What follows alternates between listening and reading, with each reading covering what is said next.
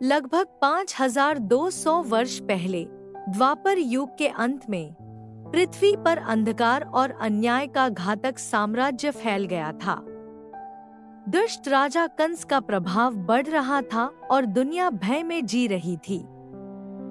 धरती माता ने अपने दुख को ठीक करने के लिए भगवान विष्णु की शरण ली और प्रार्थना की, हे प्रभु, पृथ्वी पर बहुत अधिक पाप बढ़ गया है।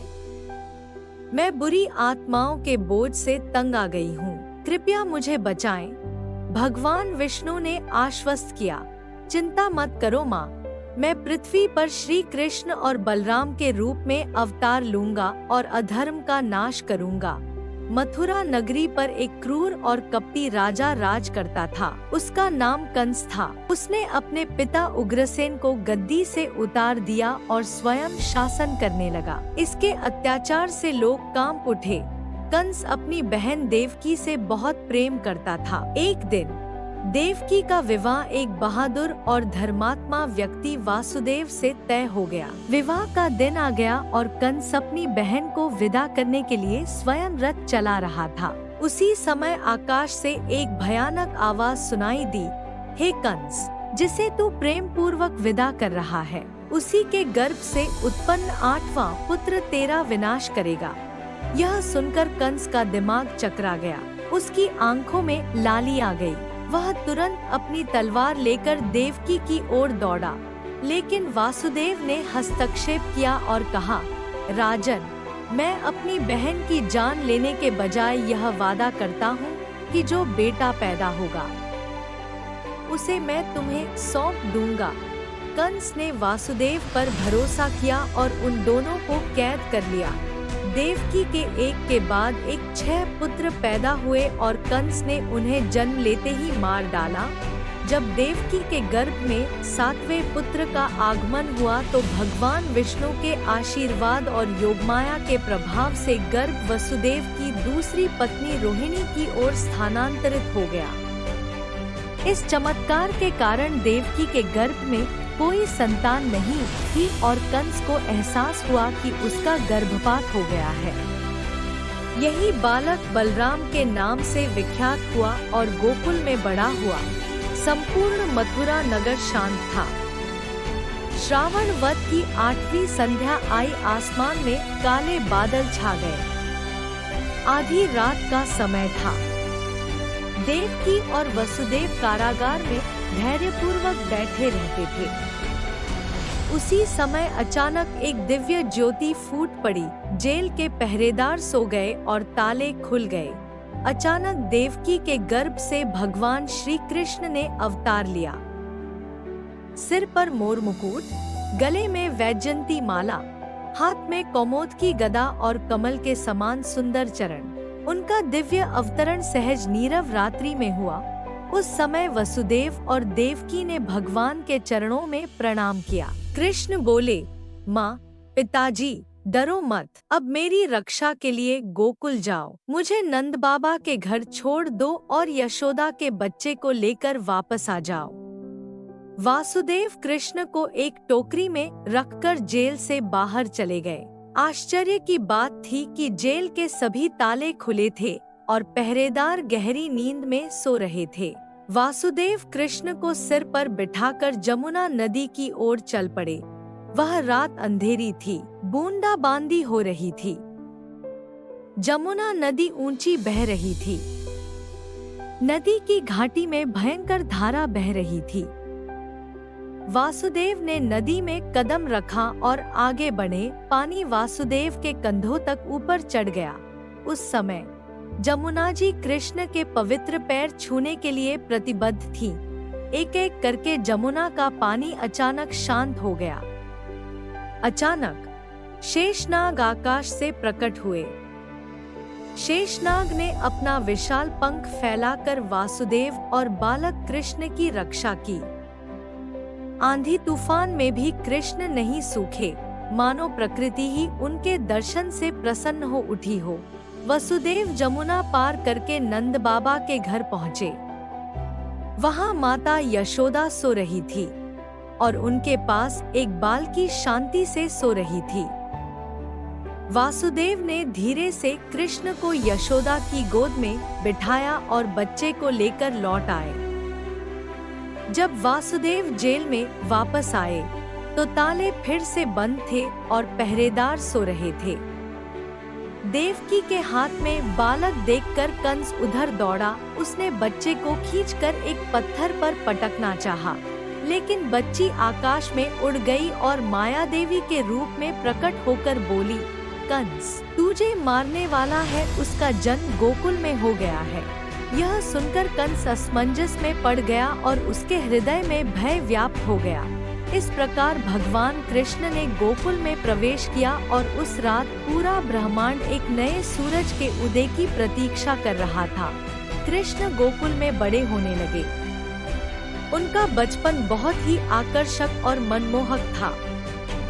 कृष्ण अपने दोस्तों के साथ गाय चराने जाते थे और मक्खन चुराकर खाने पर माखन चोर के रूप में प्रसिद्ध हो गए यशोदा ने उन पर हर दिन माखन चोरी करने का आरोप लगाया, लेकिन कृष्ण के मासूम चेहरे के सामने उन्होंने सब कुछ खो दिया। एक दिन सुबह गोकुल में यशोदा माँ घर के कोने कोने में मक्खन छिपा रही थी। कृष्ण और उनके दोस्तों का दैनिक कार्य था मक्खन चुराना। यशोदा माखन को मटकों में भरकर ऊंचे लटका देती थी, लेकिन आप शरारती कृष्ण को कैसे रोक सकते हैं? एक दिन कृष्ण ने अपने मित्रों के साथ मिलकर एक योजना बनाई। सबने मिलकर एक मजेदार तरीका निकाला। एक मित्र को घुटनों के बल बैठाया गया, दूसरे को उसके कंधों पर। अंत में कृष्ण स्वयं शीर्ष पर चढ़ गए। जैसे ही कृष्ण ने मक्खन से भरे मटले को छुआ, उन्होंने मटले से मक्खन निकाला और उसका स्वाद लेना शुरू कर दिया। परंतु यशोदा माता अंदर आई तो देखती है कि सभी के मुंह में मक्खन लगा हुआ है। यशोदा ने थोड़े शरारती स्वर में पूछा, मक्खन किसने खाया? कृष्णा भोले स्वर में बोले, माँ मैंने कुछ नहीं खाया, देखो। लेकिन जब यशोदा ने उनके होठों पर मक्खन टपकता देखा तो मुस्कुराते हुए उन्होंने कृष्ण को अपनी गोद में ले लिया। इस तरह माखन चोर नाम का जन्म हुआ। एक बार कृष्ण ने खेलते समय अपने मुंह में मिट्टी भर ली। यशोदा ने उसका पीछा किया और उससे कहा, अपना मुंह खोलो और दिखाओ। जब कृष्ण ने अपना मुख खोला तो यशोदा को उनके मुख में संपूर्ण ब्रह्मांड दिखाई दिया। अनंत ग्रह, तारामंडल और ब्रह्मा का सिंहासनारूढ़ दृश्य। यशोदा चौंक गईं। एक समय की बात है, यमुना के जल में एक भयानक कालिया नाग रहता था। उसके जहर के कारण पूरा पानी काला हो गया था। एक दिन कृष्ण पानी में कूद पड़े और कालिया नाग के साथ युद्ध कर रहे थे। संपूर्ण गोकुल भयभीत होकर यह दृश्य देख रहा था। कृष्ण ने कालिया नाग के ऊपर चढ़कर उस पर तांडव नृत्य किया और उसे हरा दिया। कालिया नाग ने कृष्ण के चरणों में आत्मसमर्पण कर दिया और नदी छोड़कर चले जाने के लिए तैयार हो गया। एक दिन कृष्ण इतने शरारती हो गए थे कि यशोदा माई नाराज हो गई। उन्होंने कृष्ण को एक ऊखल, एक बड़ा दूध मथना के साथ रस्सी से बांध दिया। नटखट कृष्ण अभी भी मस्ती से भरा हुआ था। वह ऊखल के साथ रेंगता है और गोकुल के आंगन में दो पुराने पेड़ों के बीच फंस जाता है। कृष्ण ने ऊखल को धक्का देकर पेड़ों के साथ खींच लिया। पेड़ बिजली सी आवाज के साथ गिर गया और वहां से नलकुबर और मणिग्रीव नामक दो देवता मुक्त हो गए, जिन्होंने कृष्ण को प्रणाम करके आशीर्वाद लिया। एक बार इंद्रदेव ने क्रोधित होकर गोकुल पर भारी वर्षा शुरू कर दी। गांव में हर तरफ भय फैल गया। तब छोटे कृष्ण ने गोवर्धन पर्वत को अपनी छोटी उंगली पर उठा लिया और सभी ग्रामीणों और गायों ने उसके नीचे शरण ली। 7 दिनों तक कृष्ण ने पर्वत उठा लिया और पूरे गांव की रक्षा की। उस समय कृष्ण का नाम गिरिधर गोपाल पड़ा।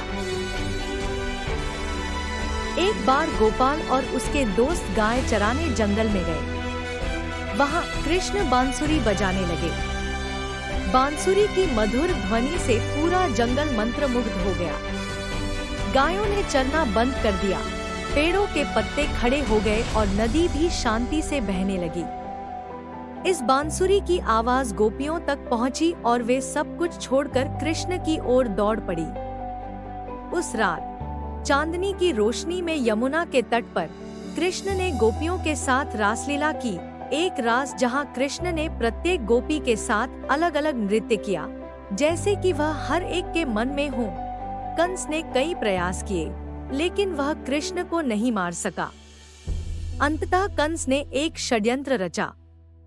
उन्होंने अक्रूर जी को गोकुल भेजा और कहा, कृष्ण और बलराम को मथुरा बुलाओ, क्योंकि वहाँ एक महान धनुष भंग की प्रतियोगिता की योजना बनाई गई है। अक्रूर जी गोकुल पहुँचे और कृष्ण बलराम को मथुरा चलने के लिए कहा। गोपियाँ और गोकुलवासी दुखित हो गए। कृष्ण और बलराम मथुरा पहुँचे, जहाँ उनका भव्य स्वागत हुआ। मथुरा के रंगीन बाजारों से गुजरने के बाद कृष्ण और बलराम कुंशाओं से सजाए गए एक विशाल हॉल में पहुँचते हैं। वहाँ एक विशाल धनुष रखा हुआ था, जिसे उठाने का प्रयास सभी ने किया, लेकिन कोई उठा नहीं सका। कृष्ण ने एक ही झटके में धनुष उठा लिया और उसके 2 टुकड़े कर दिए। धनुर्धारी चिंतित हो गए।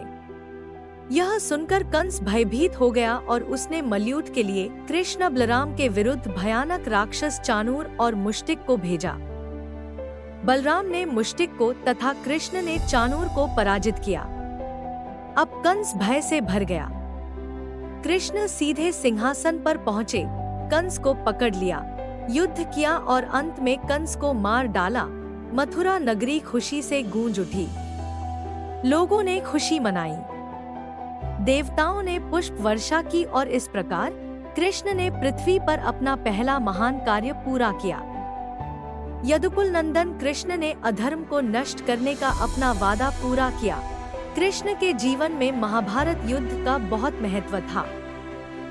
जब पांडवों और कौरवों के बीच युद्ध छिड़ गया तो अर्जुन संशय में पड़ गए। उस समय कृष्ण ने अर्जुन को भगवद गीता का उपदेश दिया, जिसे आज तक जीवन जीने का सबसे अच्छा तरीका माना जाता है। कर्मण्येवाधिकारस्ते मा फलेषु कदाचन।